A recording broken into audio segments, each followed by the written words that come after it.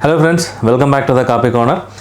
ജോജു തിരക്കഥ എഴുതി സംവിധാനം ചെയ്ത് പ്രധാന കഥാപാത്രമായിട്ട് വന്ന പണി എന്ന സിനിമയെക്കുറിച്ചുള്ള എൻ്റെ അഭിപ്രായമാണ് ഈ വീഡിയോയിലൂടെ ഞാൻ ഷെയർ ചെയ്യുന്നത്.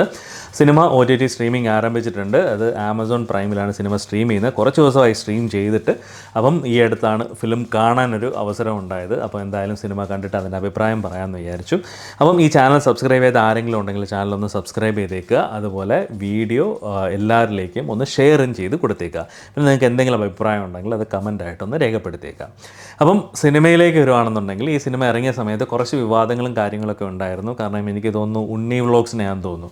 ഉണ്ണി വ്ളോഗ്സ് ചെയ്ത ഇതിൻ്റെ ഒരു റിവ്യൂ കേട്ടിട്ട് ജോജു ഇദ്ദേഹത്തെ വിളിച്ച് ഭീഷണിപ്പെടുത്തിയെന്നും ഒക്കെ ഒരു വിവാദവും കാര്യങ്ങളും ഒക്കെ ഈ ഒരു സിനിമ ഇറങ്ങിയ സമയത്തുണ്ടായിരുന്നു.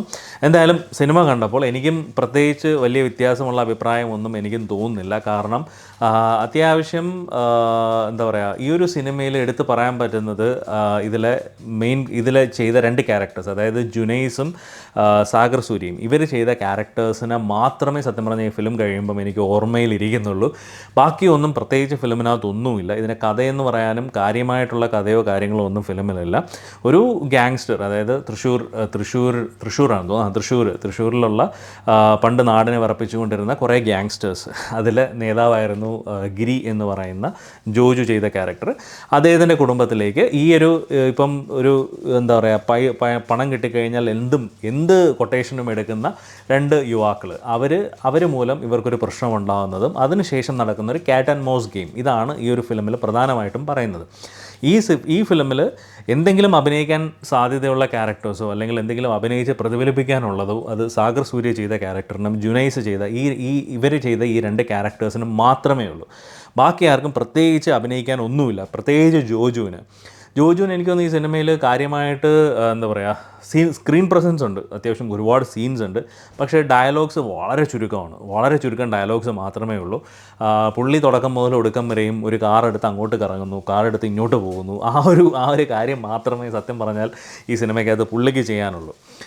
അല്ലാതെ കാര്യമായിട്ട് പ്രത്യേകിച്ചൊന്നും പുള്ളിക്ക് ചെയ്യാനില്ല. അതുപോലെ ഇദ്ദേഹത്തിൻ്റെ അടുത്ത് വന്ന കുറേ ക്യാരക്ടേഴ്സ്, പ്രശാന്ത് അലക്സാണ്ടർ ചെയ്ത ക്യാരക്ടേഴ്സും പിന്നെ ഒന്ന് രണ്ട് അല്ലാത്തുള്ള മെയിൻ ക്യാരക്ടേഴ്സ് വരുന്നുണ്ട്. ഇവരെയൊന്നും പേരെനിക്കറിയില്ല. അതുപോലെ ചാന്ദിനി, എനിക്കൊന്നും പണ്ട് പൃഥ്വിരാജിൻ്റെ നായികയായിട്ടൊക്കെ അഭിനയിച്ച ഒരു ഹീറോയിനാണ് ചാന്ദിനി. പുള്ളിക്കാരിക്ക് ഒരു പോലീസ് ഓഫീസറുടെ റോള് കൊടുത്തു. എന്തിനാണ് ആ റോള് എന്നുള്ളത് സത്യം പറഞ്ഞു കഴിഞ്ഞാൽ ഒരു പിടുത്തമില്ല. പുള്ളിക്കാരിക്ക് ഒരു ഇമ്പോർട്ടൻസും ഇല്ലാത്തൊരു ക്യാരക്ടറാണ് ആ ഒരു റോള്. സത്യം പറഞ്ഞാൽ ഒരു കാര്യമില്ലാത്തൊരു റോള്. അല്ലാതെ ബാക്കി ക്യാരക്ടേഴ്സിനായാലും ഇത് എന്താ പറയുക, കുടുംബത്തിൽ സംഭവം നടക്കുന്നു, ഇവരെ കണ്ടുപിടിക്കാനായിട്ട് ജോജു വണ്ടി എടുത്തിറങ്ങുന്നു. അപ്പം ഇവർ ഇങ്ങനെ ചുറ്റും നടന്ന് ആ തൃശ്ശൂർ നഗരത്തിനകത്ത് തന്നെ ഇവർ കടന്ന് ഇവരുടെ കൂട്ടത്തിലുള്ള എല്ലാവരെയും കൊല്ലുന്നു, ഓരോരുത്തരായിട്ട് കൊല്ലുന്നു. എൻ്റെ ഫോൺ കേട്ട് ഇതറിഞ്ഞ് ഇതിന് വീണ്ടും ദേഷ്യം വന്ന് വീണ്ടും ഇവരെ തപ്പി ഇറങ്ങുന്നു. ഇത് മാത്രമാണ് ആക്ച്വലി ജോജുവിനുള്ള ക്യാരക്ടറിനുള്ളത്. അല്ലാതെ പ്രത്യേകിച്ച് ക്യാരക്ടറൊന്നുമില്ല. ഈ ഫിലിം ഇവരുടെ പെർഫോമൻസ്, അതായത് ഈ രണ്ട് ക്യാരക്ടേഴ്സ്, സാഗർ സൂര്യയും ജുനൈസും ചെയ്ത ക്യാരക്ടേഴ്സിൻ്റെ പെർഫോമൻസ് ഇല്ലായിരുന്നു എന്നുണ്ടെങ്കിൽ സത്യം പറഞ്ഞാൽ ഫിലിം പക്ക വേസ്റ്റ് ആയാനെ. കാര്യമായിട്ട് പ്രത്യേകിച്ച് ഒന്നുമില്ല ഈ ഒരു ഫിലിമിൽ. ഒരു ക്യാറ്റ് ആൻഡ് മൗസ് ഗെയിം മാതിരി മാത്രം പോകുന്ന ഒരു കഥയാണ് ഈ പണി എന്ന് പറയുന്നത്. അല്ലാതെ പ്രത്യേകിച്ച് പറയാൻ വേണ്ടി ഒന്നുമില്ല. ബാക്ക്ഗ്രൗണ്ട് മ്യൂസിക് ആയാലും എല്ലാം അത്യാവശ്യം കുഴപ്പമില്ലാത്തൊരു ആവറേജ് അനുഭവം. വലിയ കാര്യമായിട്ടുള്ള പടം എനിക്ക് ഒരു ബിലോ ആവറേജ് ഒരു എക്സ്പീരിയൻസ് ആണ് സത്യം പറഞ്ഞാൽ ഒരു ഫിലിം തന്നത്. ഇവരെ പെർഫോമൻസ് കാണാൻ വേണ്ടി മാത്രം കണ്ടിരിക്കാൻ പറ്റുന്നൊരു പടം, അല്ലാതെ പ്രത്യേകിച്ച് ഒന്നുമില്ല. ഇതിൽ നായികയായിട്ട് വന്ന അഭിനയ എന്ന് പറയുന്ന ഒരു പുള്ളിക്കാരിയാണ്. പുള്ളിക്കാരി തമിഴിലും തെലുങ്കിലൊക്കെ കുറേ ഫിലിംസിൽ അഭിനയിച്ചിട്ടുണ്ട്. പുള്ളിക്കാരിയാണ് ഇതിൽ നായികയായിട്ട് വന്നിരിക്കുന്നത്. അതുപോലെ സീമ ഒരു പ്രധാന കഥാപാത്രമായിട്ട് വരുന്നുണ്ട്. എല്ലാം ഒരു ടിപ്പിക്കൽ വളരെ പ്രഡിക്റ്റബിൾ ആയിട്ടുള്ള ഒരു സ്റ്റോറി ലൈൻ, പ്രത്യേകിച്ച് കാര്യമായിട്ടൊന്നും ഇല്ലാത്ത ഒരു ഫിലിം.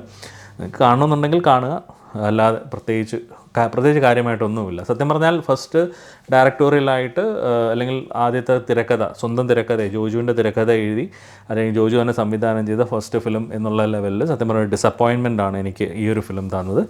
പ്രത്യേകിച്ച് വേറെ പറയാനൊന്നുമില്ല, കാര്യമായിട്ടൊന്നുമില്ല. അപ്പം മറ്റൊരു സിനിമയുടെ വിശേഷവുമായിട്ട് നമുക്ക് വീണ്ടും കാണാം. അതുവരേക്കും ബൈ.